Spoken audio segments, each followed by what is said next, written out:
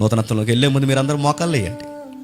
ఆ మోకాల మీద అలా ఉండి అడగండి, దేవా ఇంత మెసేజ్ విన్నా కానీ నా తప్పులు నాకు కనిపించట్లేదేమో అని అడగండి. మమ్మల్ని క్షమించి ప్రభువా అని అడగండి.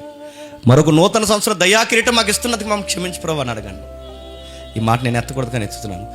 31st నైట్ వచ్చేసరికి ఎంతమంది లోకాన్ని విడిచి వెళ్ళిపోతారో చెప్పండి. విడిచి వెళ్ళిపోవడం కాదు, దేవుడు తీసుకెళ్ళిపోతాడు చెప్పండి. కానీ గుర్తుపెట్టుకోండి, ఎంత భయం వేస్తుంది అలాంటి సావులు చూసినప్పుడు. గుడికి వెళ్తూ వచ్చి చచ్చిపోయారట, క్రిస్మస్కి వెళ్తూ వచ్చి చచ్చిపోయారట, న్యూ ఇయర్ విషయం చేస్తూ చేసి చచ్చిపోయారట. ఇన్ని న్యూ ఇయర్స్ దాటాయి, ఇన్ని గుడులు గోపురాలు తిరిగా, ఎప్పుడైనా నీ కుటుంబం మీదకి ఆ ప్రమాదం వచ్చిందా?